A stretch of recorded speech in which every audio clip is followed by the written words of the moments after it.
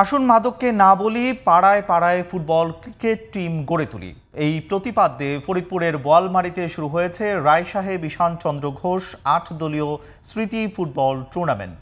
শনিবার বিকেলে টুর্নামেন্টের উদ্বোধন করেন ফরিদপুর ১ আসনে বিএনপির সম্ভাব্য সংসদ সদস্য প্রার্থী সাবেক ভিপি শামসুদ্দিন মিয়া ঝুনু। এ সময় তিনি বলেন, ফ্যাসিস্ট আওয়ামী লীগ সরকার পাড়া মহল্লায় গড়ে তুলেছিল মাদকের আস্তানা। খেলাধুলার মাধ্যমে সেই আস্তানা ভেঙে দিয়ে যুব সমাজকে মাদক মুক্ত করতে হবে বলে মন্তব্য করেন তিনি।